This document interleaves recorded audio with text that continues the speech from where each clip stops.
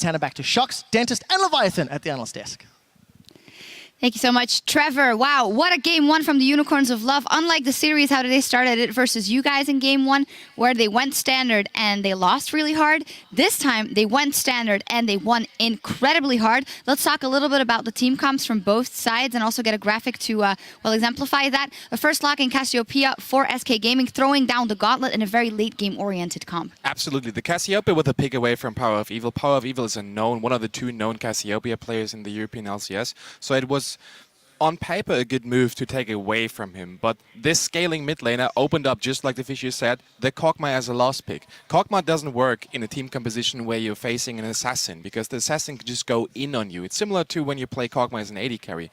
But in this case, Cassiopeia wasn't that big of a threat in the early game, so it opened up the late game scaling Kog'Maw, and he carried like incredible performance in Kog'Maw. Yeah, and I'm actually really happy to see Kikis pull out the Gragas.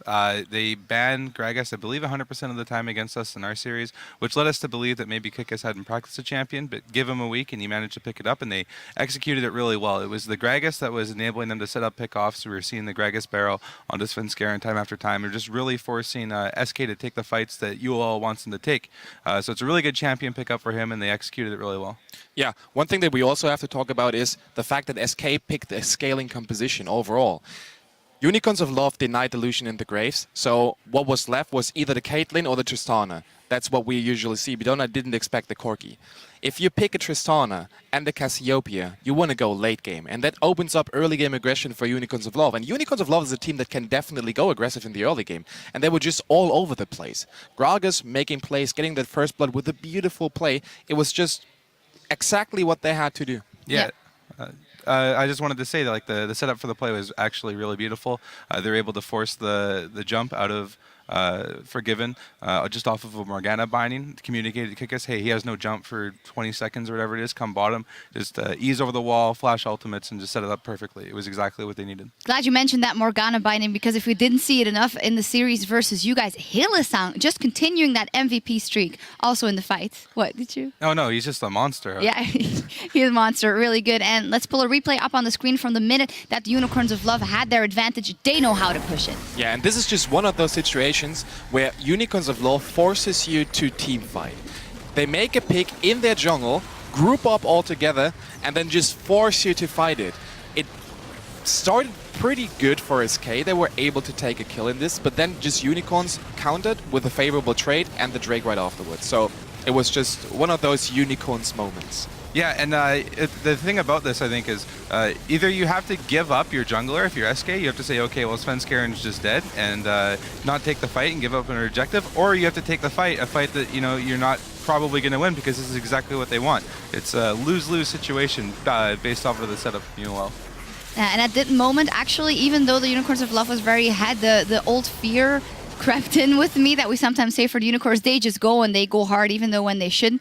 But something that was so glaring in this one, skill shot wise, the Power of Evil ultimates, the Morgana bindings, the Gragas ultimates, even the Scion ultimates and hitting people, it was incredible across the board. Even VODS with his fadeaway ultimates, they are just in the zone right now. Absolutely, VODS stepped up huge in this game. He was able to have a really good laning phase against the bot lane. Forgiven and Rated. Yeah, and Rated and Forgiven known to be the best bot lane in Europe, and they was just having a clutch game in the bot lane.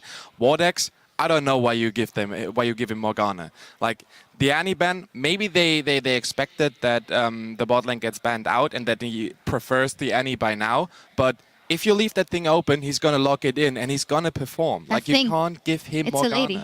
Oh, yeah. Yeah, and like they have the patience. Like they know what they need to do. Like they just wait for the binding, wait for something to hit, and then they all go in. They have the patience. They've played this comp before, and they play it really, really well. Like you can say Unicorns of Love are the cheese team, but they played a magnificent standard game. It was really well executed. Yeah, it was beautiful to watch. So now you're SK Gaming. You're going into game 2. You know that the Unicorns of Love, if it goes to 5, they have 3 more red side games. How will that influence your mindset going into the next one? Absolutely. It's all about mindset now. If you're SK and you're going into the game against Unicorns of Love, with the strong characters that they have, they expect it to go 3-0. At least that's what I'm thinking. So if they lose the first game, now it's all about the staff. They have to stabilize their mentality and they have to make sure, okay, we lost the first one, but there are 4 other ones, potentially. So they have to be on top of the game. And, like, please don't tilt. please. Yeah, this is going to be a real test for Forgiven.